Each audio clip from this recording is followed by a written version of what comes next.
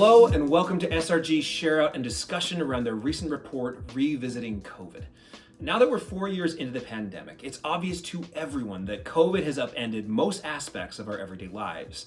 What SRG did was examine how our attitudes and behaviors have changed, what we believe is going to stick, and what are the implications for brands.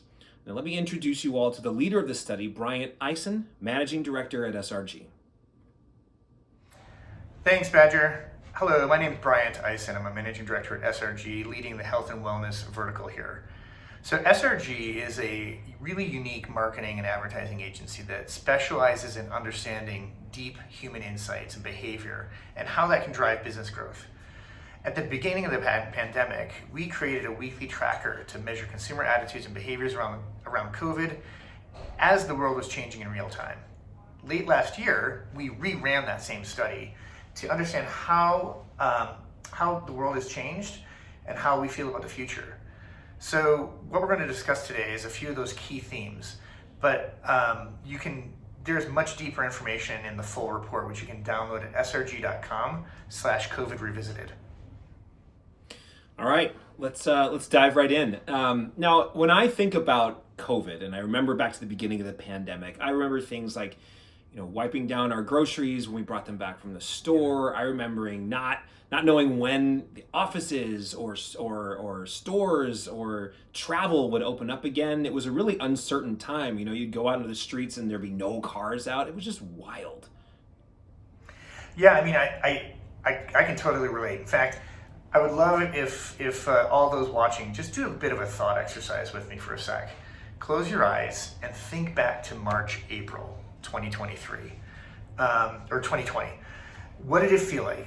So I, for one, kind of remember this like free fall feeling as it dawned on all of us that schools and work were closed. We had no idea when they were reopening again. You heard of friends and relatives who were getting sick, some dying, unfortunately. And if you now fast forward to today, how do you feel about the world? Do you feel like you're in control of your life? Do you feel like you can do what you want to do? I mean, I definitely feel like I have a little bit more control over what I do. I'm traveling more. Yeah. I'm going out to the movies. I certainly think there's a heightened sense of self-care. Like I'm still wearing masks in really crowded places. I'm taking the vaccine. I'm doing everything I can to make sure that I'm keeping myself as healthy as possible. So that has really been heightened by this entire experience. Well, one of the first things we learned as part of the study is that how you personally perceive the status of the pandemic, it greatly influences both how you behave today and how you view the future. Okay, so what do you mean about how you perceive the status of the pandemic? I mean, yeah, good question. So one of the questions we asked all of the consumers in the study was, number one, have you moved on from the pandemic? Number two, do you feel like we will never move on? Or three, that we've learned to live with it? And we asked consumers, choose one. Only 1 in 5 said that they had completely moved on. A majority, about 57%, said that they learned to live with it. However, that's really only part of the story. How consumers perceive the pandemic greatly impacted their emotional state, their approach to health and wellness, as well as their outlook for the future. So how did the different groups compare to each other? Well, those who believe the pandemic will never be over feel less determined, less knowledgeable, more vulnerable, discouraged, and isolated. Also, those folks that report that they're taking more preventative health measures and more control over their family's health with versus the other two groups. So what do you think it all means? Well, I think it means that we're living in very different worlds. COVID impacted all of us, but just not in the same way. So it's interesting. It's tempting to really feel and to project how we feel about the pandemic onto our friends and family. But the reality is it's very different for people who have moved on versus those who feel like we may never move on. So when you think about your friends and family and kind of the activities that they undertake, how they're feeling about their life, I think the important thing is to recognize and be empathetic to each person's different kind of point of view in this space. Right. Right.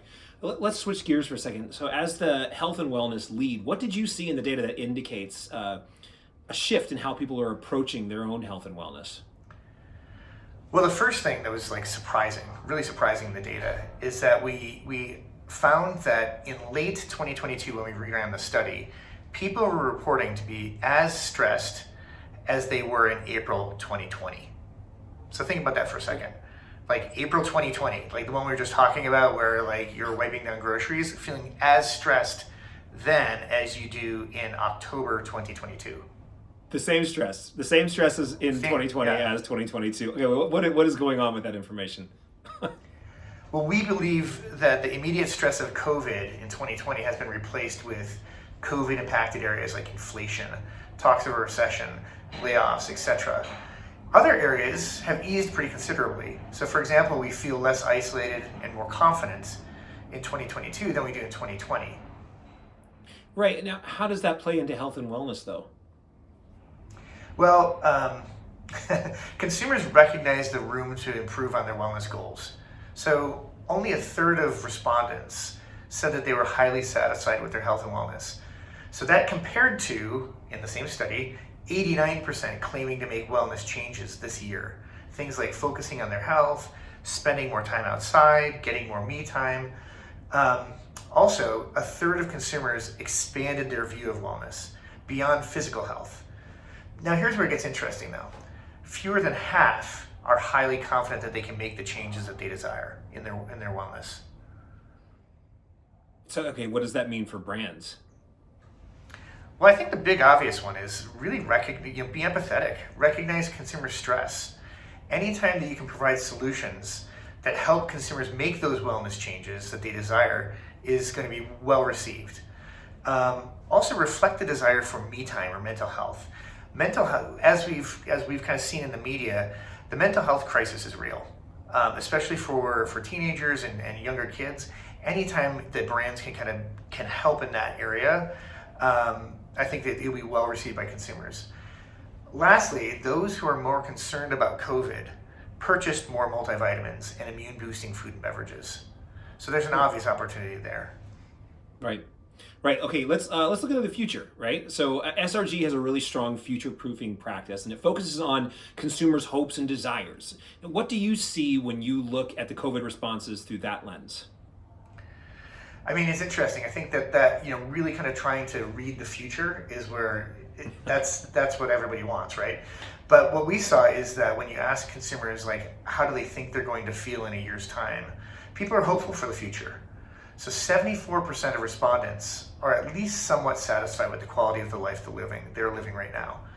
Additionally, when we ask consumers how they think they'll feel in the future, overwhelmingly there was a sense of optimism and confidence. 71% said they would be more confident in 2023. 65% said they would be more knowledgeable, all at levels significantly higher than 2020 or 2022. So the people are optimistic and they're confident. And what are they looking forward to doing or achieving in the future? Well, here's where it gets interesting again. People want to get out. Much like you kind of talked about you're changing your life, I think everybody has that same desire. People want to get back to going to concerts, traveling domestically, taking more vacation days. However, there is a big gap between what people want to do and what they're able to do.